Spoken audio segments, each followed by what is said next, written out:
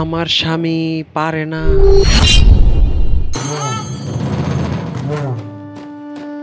আচ্ছা ঠিক আছে স্যার, আমি 10 মিনিটের ভিতরে চলে আসছি। এই ড্রাইভার, এই তুমি আমার অফিসের সামনে আমাকে নামিয়ে দিও। আর আমাকে নামিয়ে দিয়ে তোমার ম্যাডামকে নিয়ে একটু মার্কেট থেকে ঘুরে আসো। তোমার ম্যাডাম কি কিনবে? আচ্ছা ঠিক আছে স্যার। আচ্ছা আমি তো মার্কেটে যেতে পারছি না তোমার সাথে, তার জন্য আই এম রিয়েলি সরি, কারণ আমার জরুরি একটা মিটিং আছে। আমি ড্রাইভারকে বলে দিয়েছি তোমার কি লাগবে তুমি কিনে নিয়ে এসো, ঠিক আছে?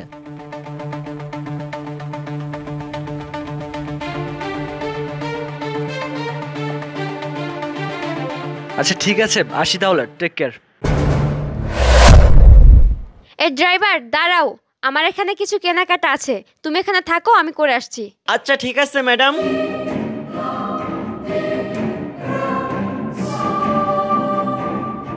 স্যার তো অফিস থেকে ফিরতে ফিরতে অনেক রাত হয়ে যাবে, আমি এই সুযোগে ম্যাডামকে নিয়ে একা একা বাসায় যাব। আর ম্যাডাম আমাকে যে প্রস্তাব দিয়েছে অবশ্য ভালোই হয়েছে, নতুন নতুন চাকরিটা নিয়ে। ম্যাডাম বসেন, কি নেবেন? আচ্ছা ভাইয়া, আমাকে থ্রি পিসগুলো দেখান তো। জি ম্যাডাম, এইটা হ্যাঁ। এটা কিন্তু আপনাকে অনেক সুন্দর মানাবে। এই নেন ম্যাডাম। ঠিক আছে। আবার আসবেন।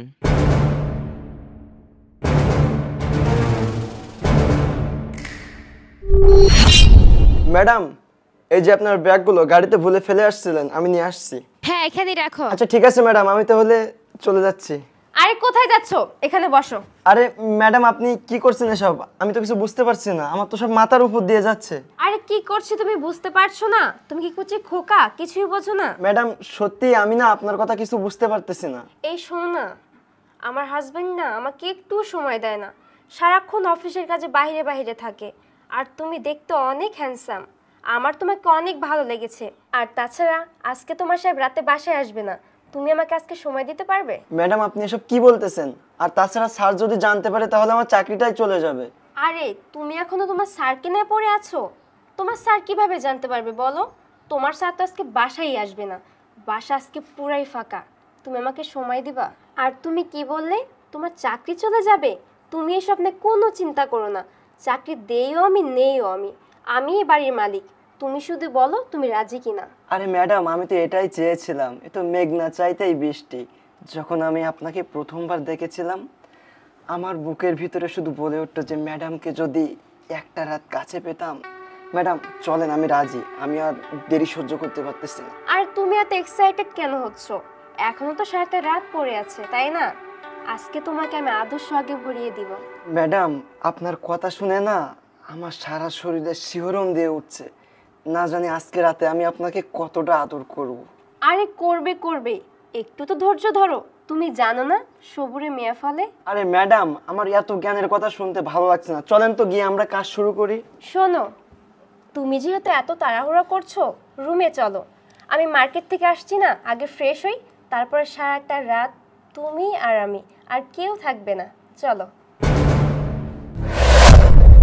আচ্ছা তুমি এখানে বসো, আমি ফ্রেশ হয়ে আসি, যাও। আচ্ছা ঠিক আছে ম্যাডাম।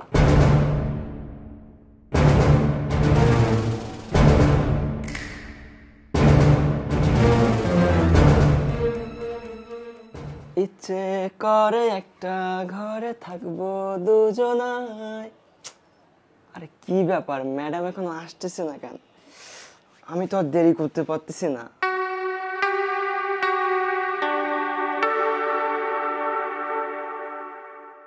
ম্যাডাম আপনাকে যা হট লাগছে না, যেন পুরাই মাখন।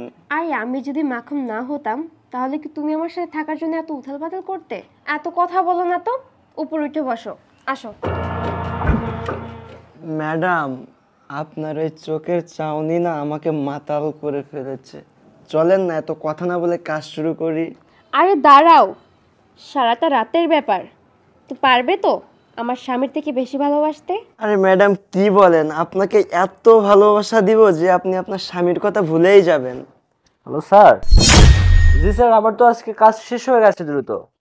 হ্যাঁ হ্যাঁ, আর আমি চলে এসেছি স্যার, বাসায় চলে এসেছি। আমার আজকে অনেক টায়ার্ড লাগছে স্যার, আমি চলে আসছি। আরে না স্যার, আমি সব কাজ কমপ্লিট করে তারপরে চলে আসছি।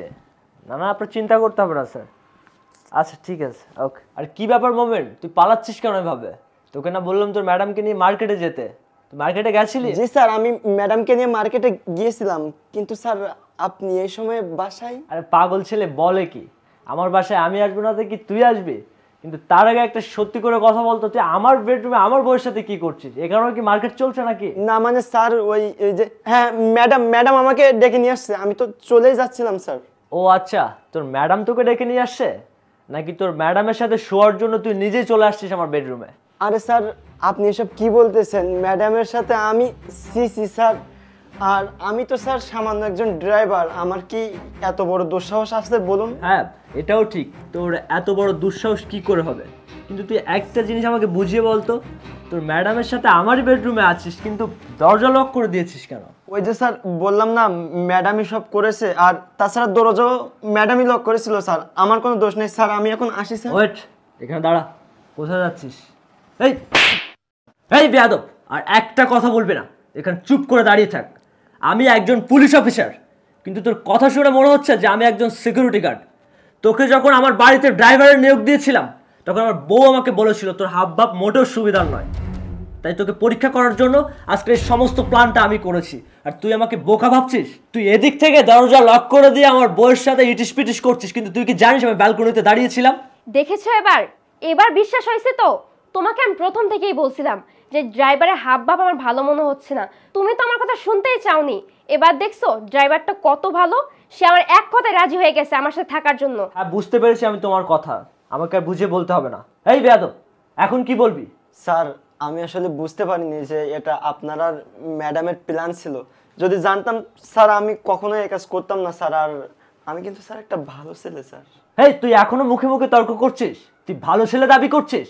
তুই যদি ভালো ছেলে হইতিস তাহলে তুই আমার বউয়ের এক কথায় আমার বেডরুম পর্যন্ত চলে আসছিস না। আমাদের সমাজে আমার মতো কিছু বড় বড় অফিসার আছে যারা বউকে সময় দিতে পারে না কাজের ব্যস্ততার জন্য, আর তোদের মতো ড্রাইভারকে বিশ্বাস করে বাড়িতে রেখে যায়, আর তোরা একটু সুযোগ পেলে এমন কাজ করে বসিস যেটা ক্ষমার অযোগ্য। এত কিছু জানার পরও তুই কি ভাবছিস যে তোকে আমার বাড়িতে রাখবো? শুধু আমি না, আমার মতো যারা বড় বড় অফিসাররা তোদেরকে বিশ্বাস করে বাড়িতে রেখে যায় তাদেরকেও আমি সতর্ক করতে চাই যে তোদের মতো কুলাঙ্গার ড্রাইভার বাড়িতে রাখার আগে তারা যেন দুইবার পরীক্ষা করে নেয়, দুইবার ভেবে দেখে। তোর মতো কুলাঙ্গার ড্রাইভার আমার চাই না, যা রাস্তায় গিয়ে ভিক্ষা করে খা। তুই আমার বাড়ির ড্রাইভার হওয়ার যোগ্যতা রাখিস না, আন্ডারস্ট্যান্ড? বেয়াদব, আউট। তোর মতো ড্রাইভার আমার লাগবে না, যা বেরো। তোদের মতো ফালতু ছেলেদের প্রশ্রয় দিলে একদম মাথায় উঠে বসিস তোরা, বেয়াদব ছেলে একটা। আসলে তুমি ঠিকই বলেছিলে আমাকে, আমি আমার কাজের ব্যস্ততার ফাঁকে তোমাকে সময় দিতে পারতাম না বা এরকম বিষয় নিয়ে আমি কখনো চিন্তা করে দেখিনি।